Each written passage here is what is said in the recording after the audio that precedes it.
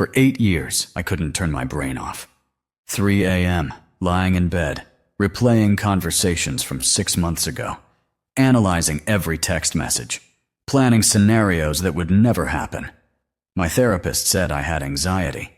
My doctor wanted to prescribe medication. But neither of them told me this. Overthinking isn't a disorder. It's a habit.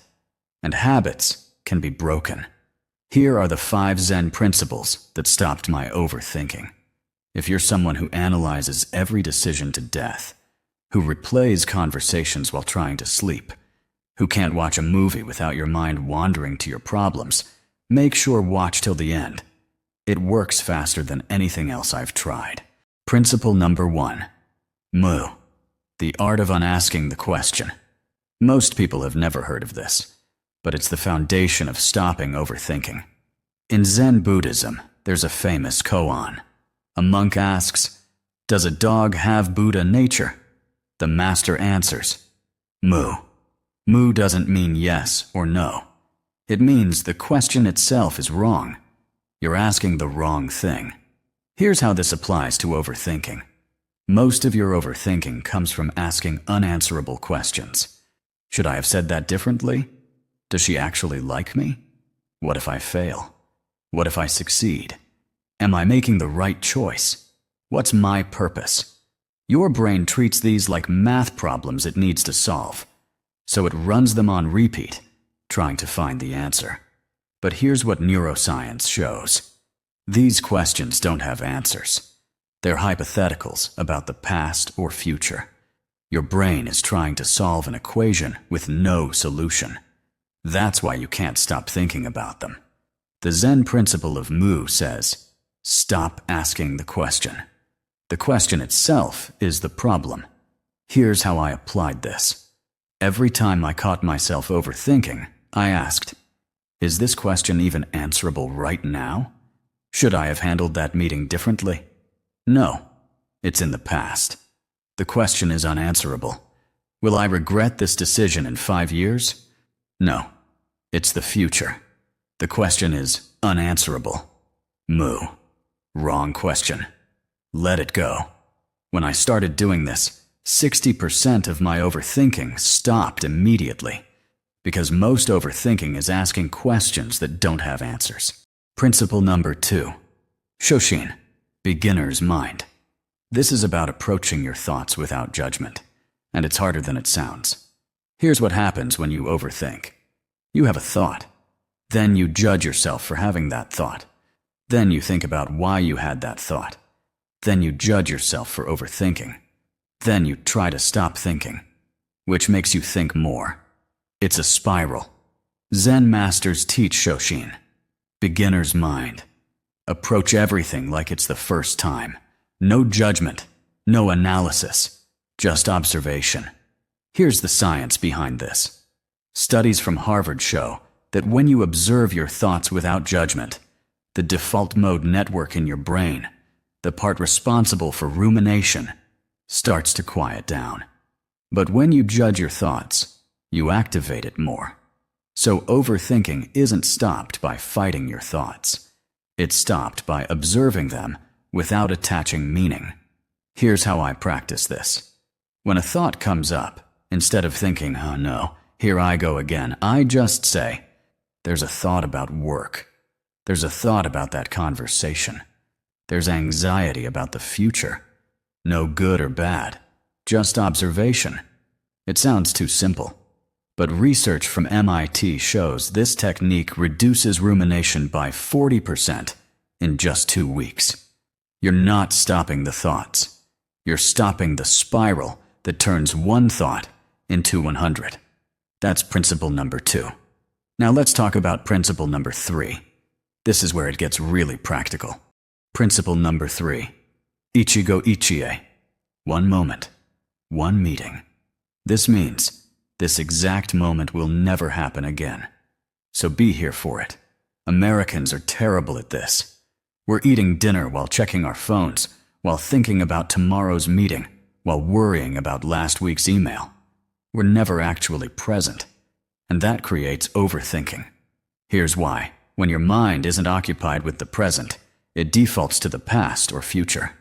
And the past and future are where overthinking lives. Neuroscientists at Stanford found that mind-wandering, thinking about anything other than what you're doing right now, is directly linked to unhappiness and anxiety. The more your mind wanders, the more you overthink. Ichigo Ichie says, "This moment is unique. It will never exist again. Give it your full attention." Here's how I started practicing this. One activity at a time. Radical, I know. If I'm eating, I'm only eating. Not eating and scrolling. Just eating. If I'm talking to someone, I'm only talking to them. Not planning my response while they're speaking. Just listening. If I'm walking, I'm only walking. Not walking and thinking about my to-do list. Just walking. And here's what happened. My overthinking dropped by half in 1 week. Because when you're fully present, your brain has no space to ruminate. It's too busy experiencing the moment. You're not suppressing thoughts. You're crowding them out with presence. Principle number 4. Wabi-Sabi. The beauty of imperfection. This principle stops the perfectionism that drives most overthinking. Americans are obsessed with perfection. The perfect career, the perfect relationship, the perfect decision, the perfect response. And when you're chasing perfection, every decision becomes life or death. Every conversation gets analyzed. Every choice gets second-guessed. Because if it's not perfect, it's wrong. And if it's wrong, you failed. That's the overthinking trap. Wabi-Sabi is a Zen concept that says, beauty exists in imperfection. Cracks make things more beautiful, not less. There's a Japanese art called kintsugi, where they repair broken pottery with gold. The cracks become the most beautiful part. Here's how this applies. Your imperfect decisions, conversations, and choices aren't failures. They're part of your story. The cracks are where the gold goes. Research from Brené Brown's work on perfectionism shows that people who accept imperfection have significantly lower anxiety and overthinking than people who chase perfection. Because when you accept that imperfect is okay, you stop replaying every conversation looking for what you did wrong. Here's how I applied this. I started finishing the sentence. I made an imperfect choice, and that's okay.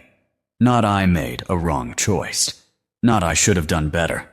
I made an imperfect choice, and that's okay. That one sentence broke my perfectionism cycle. When I stopped demanding perfection from myself, I stopped overthinking every single thing I did. Principle number 5. Zazen. Just sitting.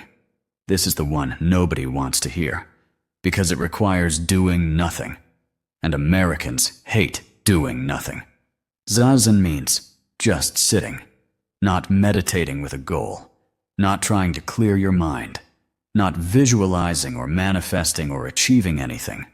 Just sitting, doing nothing, for 10 minutes. And here's why this stops overthinking. Your brain is overstimulated. All day, every day, you're consuming content, making decisions, processing information. Your brain never gets a break. So at night, when you finally stop, it doesn't know how to be still. So it overthinks. Zazen teaches your brain how to be still while you're awake. Here's the neuroscience. Studies from Yale show that meditation, specifically non-goal-oriented sitting, reduces activity in the default mode network by up to 50%. That's the part of your brain responsible for overthinking, rumination, and self-referential thought. But here's the key. You're not trying to stop thoughts. You're practicing being okay with them. Thoughts come. You notice them. They go. You don't chase them. You don't fight them. You just sit. And over time, your brain learns. Thoughts don't need to be followed. They're just events in your mind. They come and go like clouds. Here's how I started. 10 minutes a day. Every morning. No app, no music, no guided meditation. Just sitting. Eyes open or closed. Doesn't matter.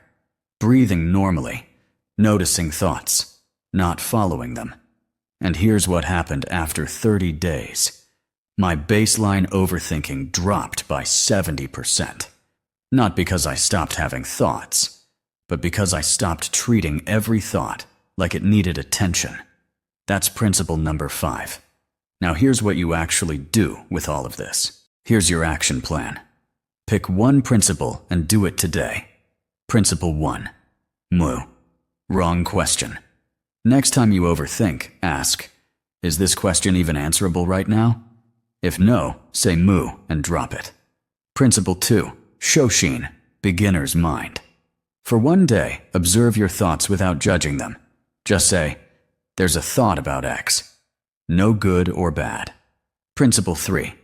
Ichigo Ichie. One moment, one meeting. Do one activity today with full attention. Just that activity. Nothing else. Principle 4. Wabi-Sabi. Beauty in imperfection. When you catch yourself over-analyzing a decision, say, I made an imperfect choice, and that's okay. Principle 5. Zazen. Just sitting. Set a timer for 10 minutes today. Sit. Do nothing. Don't try to clear your mind. Just sit with your thoughts without following them. Pick one. Start today. Not tomorrow. Today. Because overthinking isn't going to stop on its own. You have to train your brain differently. And these 5 principles are how you do it. Look, here's the bottom line. You're not broken. Your brain isn't defective. You just trained it to overthink. And if you trained it to overthink, you can train it to stop. These 5 Zen principles aren't just philosophy. They're backed by neuroscience. Harvard, Yale, Stanford, MIT. The research is clear. Overthinking is a habit, and habits can be changed. You don't need medication. You don't need years of therapy. You need to practice these principles until they become automatic. Mu. Stop asking unanswerable questions. Shoshin. Observe without judgment. Ichigo Ichie. Be present for this one moment. Wabi-Sabi. Accept imperfection. Zazen. Just sit and let your brain learn stillness. That's it. That's the formula. So here's my question. Which principle are you trying first?